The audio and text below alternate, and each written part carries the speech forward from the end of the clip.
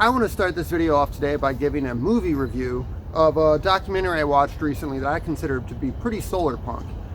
The movie was called Spaceship Earth, and it was about the people who built Biosphere 2. I'm not sure if you guys know what that is. It's really cool. The Biosphere, Biodome kind of idea that was in the early 90s, I think is when it ended.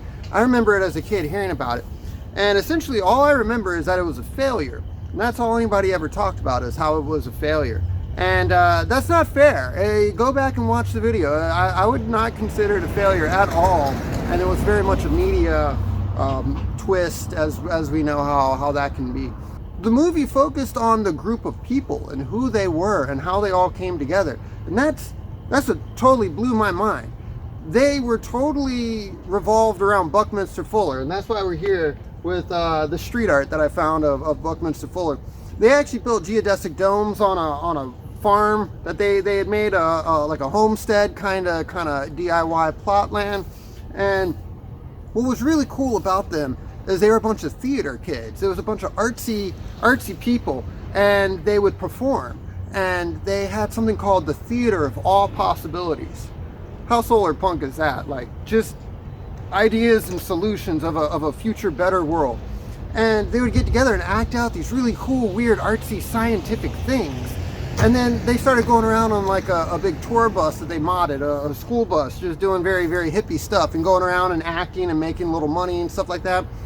And eventually that's where they bought their farm, and that's how they learned DIY management and building and all kinds of hands-on learning and team project building. And it just kind of emerged with them coming together and seeing who was good at what and learning as you go and not being afraid to fail. Eventually they got bored with that, and they wanted to build a ship. And they welded together a metal ship without knowing anything about welding and knowing anything about shipbuilding, knowing anything about anything. They were not going to let themselves stop themselves on great adventures of the world. They actually got on the ship and it floated, it sailed, and they went all around the world. They literally sailed for years to every single continent on this planet. They performed theater on every single continent on this planet. And that's when they first started seeing all the different biomes of Earth, all the different diversity and climates and worldviews of people. And they just saw how free they were and how they could just shift between different cultures and how culture was just a program. It was only after they traveled the whole world that they understood the importance of all life on Earth. And that's when they came up with this idea of a Pueblo spaceship, or something like that is what they called it.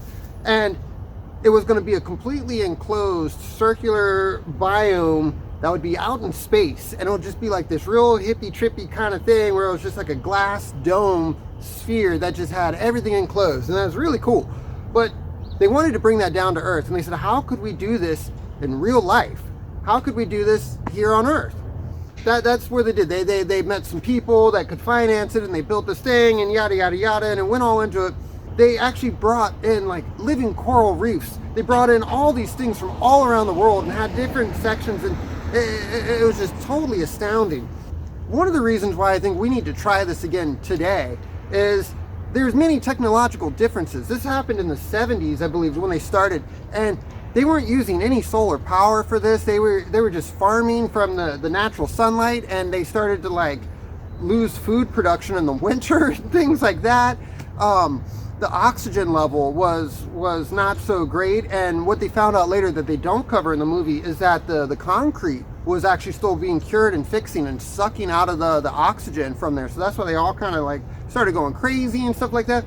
But I thought this was totally amazing. I thought this was so cool and so inspiring how they wanted to be this whole new field of biospherics, and they were going to be biospherians, just like astronauts or aquanauts or something like that. They really believed that they were charting a whole new form of sustainable enclosed science biomes that were engineered biomes, and biospherics was going to be a new field of science, a new field of research. That's why I totally don't think this is a failure. I don't understand how anybody could consider this a failure when they were groundbreakers, they were trailblazers, they learned more than anybody had ever done in the past and started something brand new. I would give anything to go and live and do something like this. This sounds so amazing. Which gets to my next point. You can go and do stuff like this, similar to this. The Biosphere 2 still exists out in the desert. I think it's run by the university that's out there. But my friend Elliot Roth, you should look him up. He started a company called Spira, is trying to grow food for the whole world and all these different things, using it to dye textiles and stuff. He just went and lived on top of a volcano with like 5 or 6 other scientists in a totally enclosed, kind of like a biosphere system, where they had to monitor all their resources and inputs, outputs. And he had to design science projects while up there and pretend like they were on the moon. That's what it was all about. It's a lunar excursion analog, to where they have to pretend like their building structures are on the moon, and like their spacesuits, and when they go outside they have to go and collect rocks and spacesuits and all this really cool things.